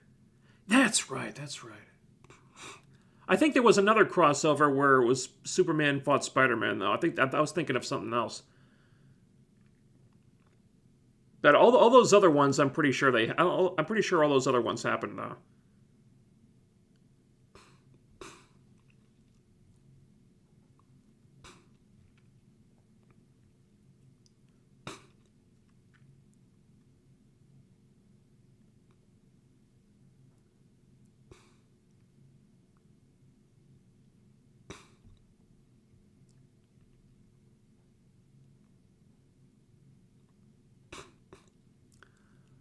I think Tom's Peter should meet Felicia Hardy. Well, that could be interesting. I think there's... Well, I mean, right now we still don't know how the whole thing with Zendaya is going to play out. I think business-wise, they would be stupid if they just... if they didn't bring her back. Now, story-wise, I think there is reason for, like, to go both ways. Like, there's a story in bringing her back, and there's a story to not bring her back. But after they've established that Zendaya's character is the Mary Jane of this universe, I don't know how you not bring her back. Now, I don't know if that has to happen... I don't know if that happens in the next movie. But I'm assuming they're going to bring her back. Like, she'll get her memories back and whatnot. I don't know if that happens immediately. Now, I'm assuming it will happen eventually. But in the meantime, maybe Peter does meet Felicia Hardy. I think that'd be really cool. We've never seen Black Cat in a movie before. But, Sony's got to have their say in it. So, I guess that might depend on whether or not they want to do that Black Cat solo project. Or Black Cat and Silver Sable or whatever the hell it was. But yeah, if they wanted to bring in Felicia Hardy, like before MJ gets her memories back, I'd be on board with that. That'd be really cool. In the comics, I think Felicia Hardy was one of my favorite love interests for Peter outside of Mary Jane. So yeah, I'd be on board with that. That'd be great.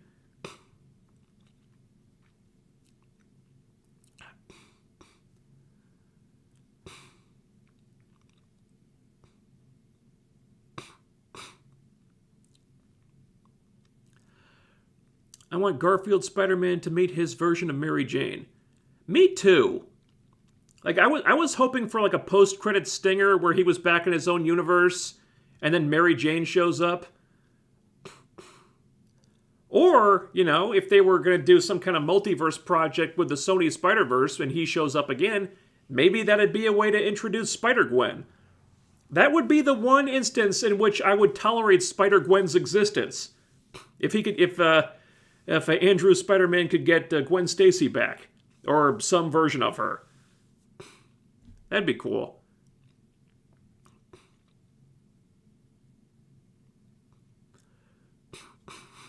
Peter dated Felicia during a break with MJ. This is a break with MJ. That's true.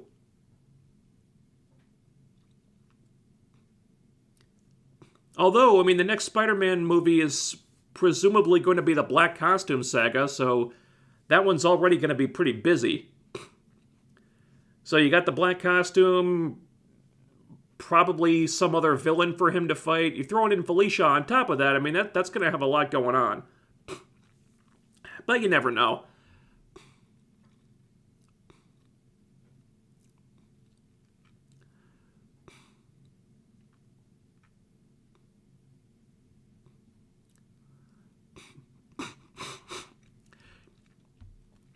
Anyone else find it weird that even though she's used as bait for Spider-Man in all three movies, nobody ever connected MJ to Spider-Man?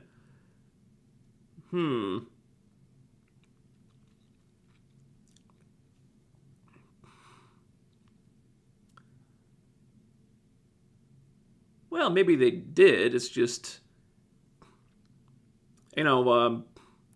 Vulture... by the end of the movie, Vulture kind of, I think, appreciated Peter enough to not go after him anymore. Of course, Mysterio died. I guess it is a little weird, but I don't know, those villains had other stuff going on. Felicia was in Amazing Spider-Man 2. Well, yeah, I think she was in like one scene, and there was some deleted stuff. Might have been interesting if they had gotten a chance to do what they wanted with her.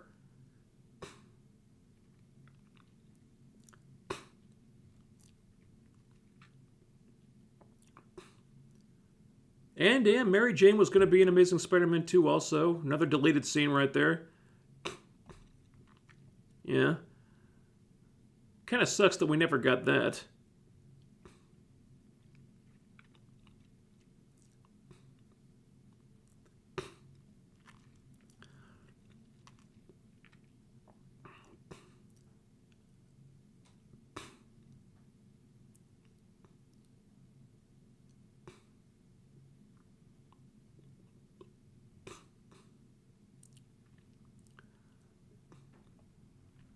And did you hear Robert Downey Jr. say he's coming back as Iron Man? I did not hear that.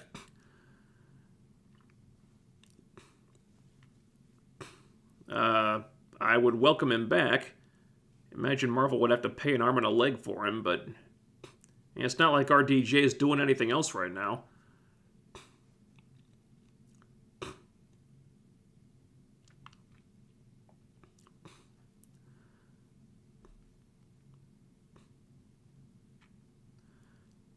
I was actually talking about the original trilogy with MJ being kidnapped in each movie. Oh, hell yeah. Good God.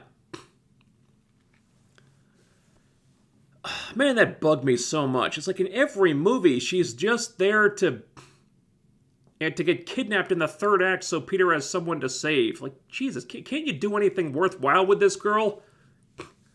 Like, is that all she's there for? Come on, Raimi. And that bugged me so much.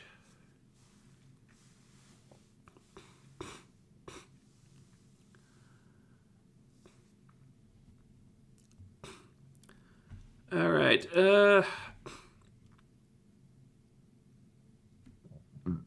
Excuse me. All right, I have to go blow my nose. Getting stuffy again. Also, my voice is kind of crapping out again. Let's think about wrapping this up. But why, though? Tony's death was perfect. Why ruin it by bringing him back? Well, if there's any truth to this, and I don't know that there is, they might not necessarily be bringing Tony back. I mean, he could be some AI, some Jarvis-like AI, because I think there's a basis for that, because in the Ironheart comics, which I barely glanced at, I think for a while, Riri Williams had access to a Tony Stark AI. So maybe that could be it? I agree, Tony's death was perfect, but the fact remains they do have the technology to bring him back via time travel, because that was never... They never really explained why that couldn't be done, and we saw it done with Gamora. So, the fact remains, they do have a method of bringing these characters back. They're choosing not to acknowledge it, which is a storytelling failure, unfortunately. But hey, it's out there right now, so we don't know what's going to happen.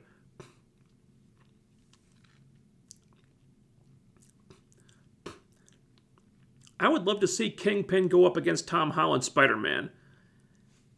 Hey, that'd be... I'll take any Kingpin I can get, but he's really more of a Daredevil guy.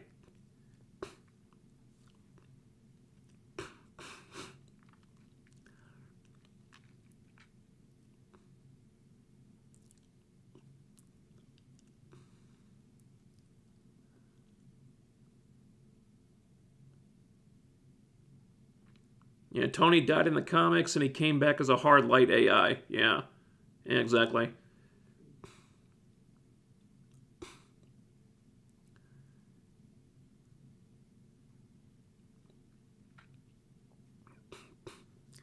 After the Riddler, who's the next Batman villain you want to see? I assume you mean in like the Batman sequels. Well, they're setting up Penguin in that movie. I heard that movie was supposed to be sort of an origin for Penguin, so I guess he'd be next. God, we've seen all the good ones. I mean, Riddler was the big one for me. I wanted to see a new version of him. I don't know which one. What's one that we haven't seen in the movies yet?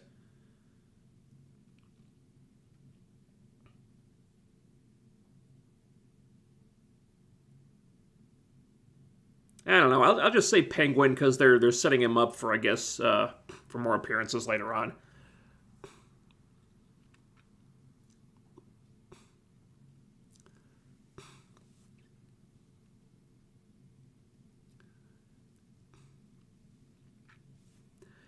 Have you thought about doing a movie doing a video talking about your problems with the Raimi Spider-Man movies? You know, I've considered it over the years. In fact, those movies were kind of the genesis for me doing this. Now, that's kind of what planted the seed, because when the first Raimi movie came out originally, like everyone seemed to love it, and I was like, I don't see what everyone else is seeing. Like I just had so many issues with it, and I kept going back to that over the years, and I've said this from time to time, like one of these days I want to do a video explaining all my reasons why I don't like those movies. But, I felt like I hadn't leveled up enough as a content creator yet, because I wanted to do that in kind of like video essay format, maybe. But I don't feel like I've developed the tools to properly do that the way I'd want to yet. Maybe one of these days I'll do that.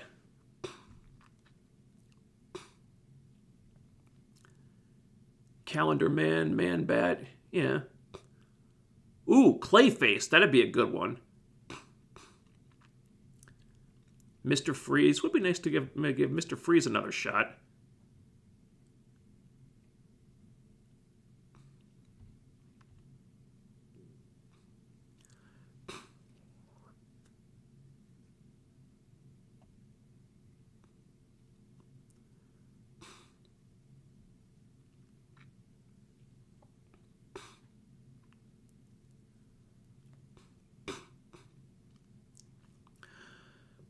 Wait, why did the TVA go after 2014 Gamora since she was like 2012 Loki, a time variant? Well, the simple answer is because the Loki series hadn't been written yet. But to answer your question, I don't know. The only thing I can come up with is that Gamora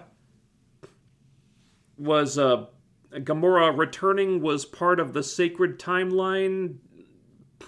Maybe she was meant to come back because of reasons we don't know about. I don't really know. But yeah, that's yeah, I don't have an answer for you for that. That doesn't make sense. Hopefully they'll explain that in the next Guardians movie or in Loki season 2. But yeah, that just goes to show, when you introduce time travel as a storytelling device, you're inevitably gonna run into problems unless you're really fucking careful.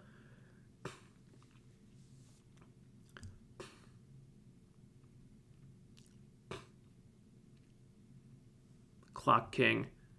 Ooh, the condiment king. There you go. Dude, I would mark out so much if the condiment king showed up. in a Batman movie. Can you even imagine?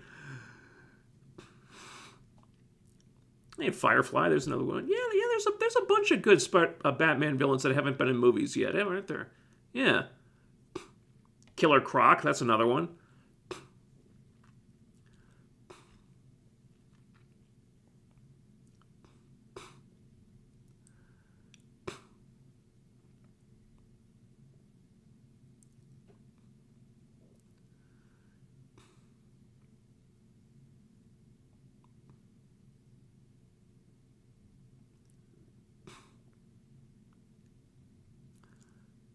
Do you think we'll see Ghost Rider again in the MCU? At some point, I'm sure. Whether it'll be the Robbie Reyes version or some other version, I don't know. But it's only a matter of time.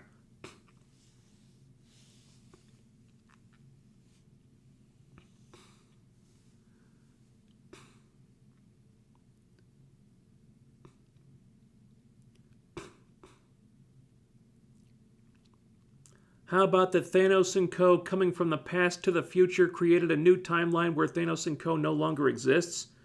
Maybe.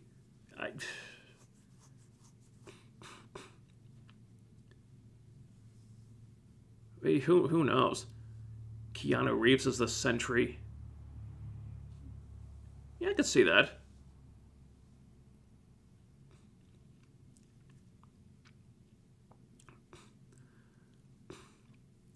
What did you think of Agents of S.H.I.E.L.D.? Good show. Had a kind of a rocky first half of season 1. After that, it got good.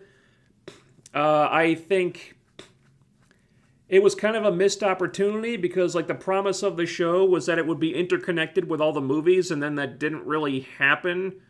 I mean, there were a few episodes where characters from the movies crossed over, but never any of the big leaguers. But yeah, I liked it. It was a good show. I think I still maintain that it went 2 seasons too long.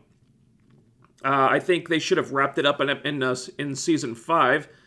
to me, that felt like the organic endpoint of the show. I think it began with Coulson coming back to life, and if Coulson was going to die, then that's where it should have ended. Instead, they got really cheap with it, and then they instantly brought Clark Gregg back as a new character, so it was like Coulson was never really gone. And then they killed him again, and then they brought him back as another new character, so again, it's like Coulson was never really gone. And then they started doing that shit with May, like, they set up this big, powerful, dramatic death scene for her, and then Simmons just pops up, like, oh, it's fine, it's cool, we'll fix her later, because time travel. And, so,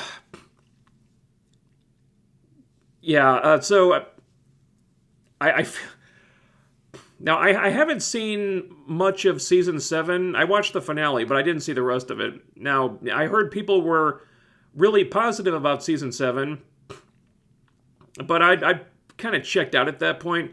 So yeah, I feel like they should have ended at Season 5, not on cliffhangers. They should have wrapped everything up, but yeah, that's my thoughts on that. Good show. I just think it went too long, and it was kind of suffering from that thing that some shows that go too long sometimes do, where they're kind of past their creative high point.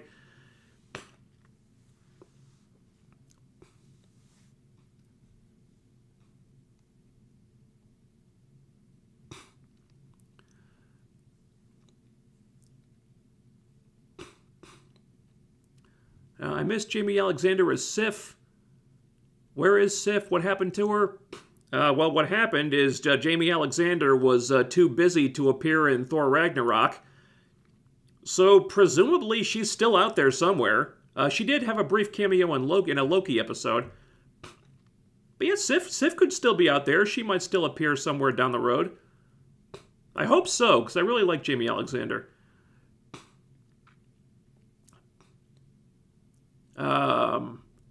Arcane?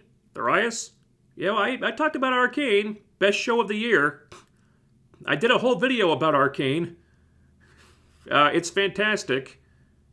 I can't recommend it highly enough. Go watch it.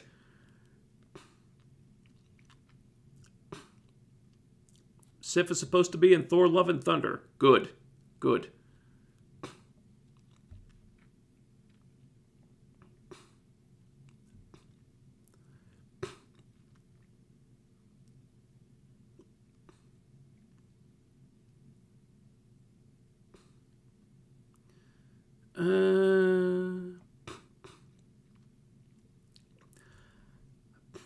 I've wondered about a good MCU fit for Keanu. Sentry would be perfect.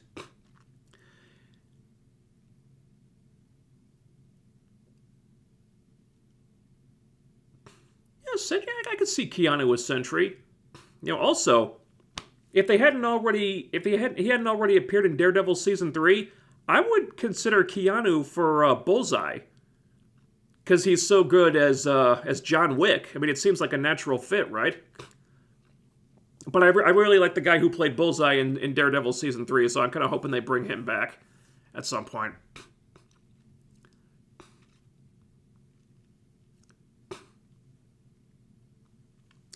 MKF30 with another super chat. You get Smallville MOS vibes from Superman and Lois? What?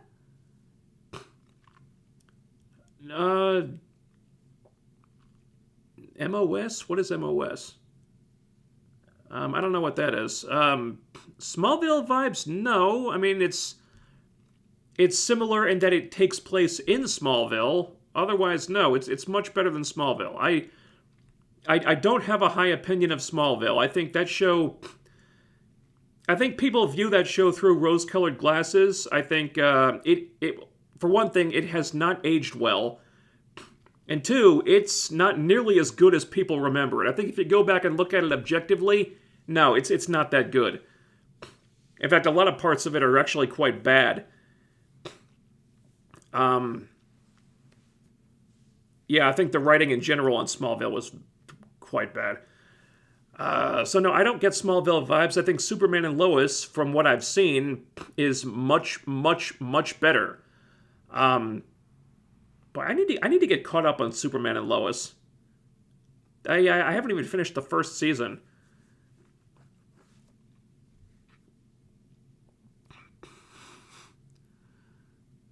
Oh, Man of Steel. Man of Steel. Yeah. Well, I do think Superman and Lois probably has more in common with Man of Steel than Smallville.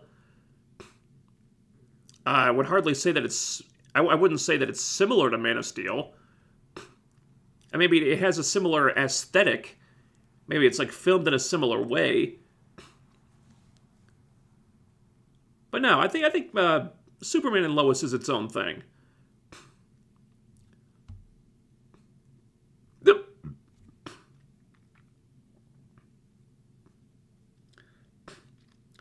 No, I did not finish Superman and Lois. There are still several episodes of season 1 I haven't watched.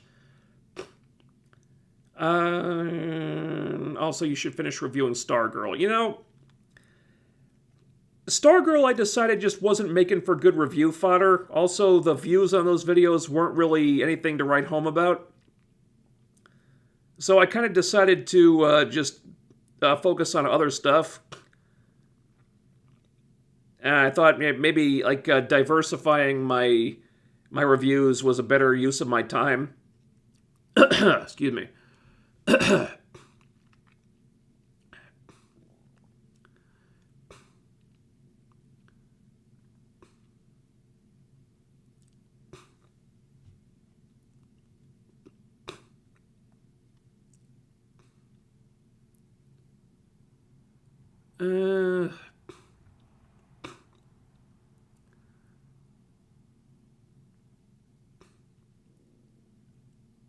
Superman and Lois to me is definitely one of the best Superman things I've checked out. And yeah, I'll get caught up on that show one of these days. And Green Ranger with another $5 super chat. Thank you very much. Think Jason Statham would have been perfect for Bullseye. Looks-wise, maybe. I kind of like maybe a stronger actor for Bullseye. I mean, Statham's great, but he's usually just playing himself. I don't know if there's a ton of range there. You know, good with the action stuff, but you know, if Bullseye has to go dark and do some kind of heavy dramatic stuff, I don't know how Statham's going to handle that. You know, I really liked the guy who played him in Daredevil season 3. I mean, if Bullseye shows up, ideally they'd keep the same actor. If Statham looks like Bullseye, I guess, but otherwise, not so sure.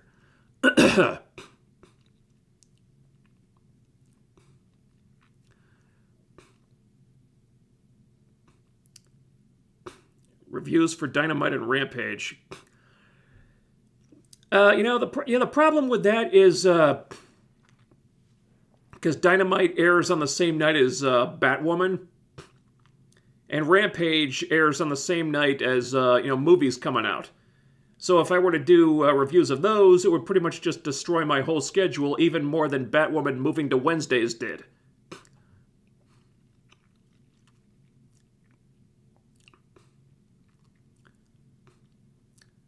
Heard from somewhere that in the Snyder Cut, Lois was going to be pregnant with Batman's child. What? With Batman's child with Superman? What?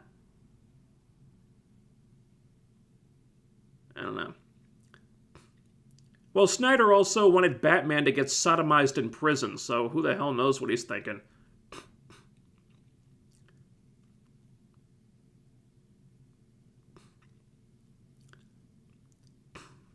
All right. You know what? I think we can call it there, guys. Yeah, I need to get something to eat and go blow my nose and stuff. All right, so we'll call it there. Thanks everybody for tuning in. I'm sorry that we can't schedule these things in advance because YouTube is being a jerk about that. I don't know why. Made no progress trying to figure that out. Again, if you're unaware, once the stream ends, it's going to be set to private, and then I will be uploading it to the Livestream channel. So, because I finally figured out a way to do that, because YouTube wouldn't let me do that either, so I used the same software that I used to rip trailers for trailer reaction videos. So that'll be going up on the Livestream channel. I believe, yeah, link in the video description. It's right down there, so click on that and go subscribe there. And, yeah, I guess that's it for Hawkeye for the time being.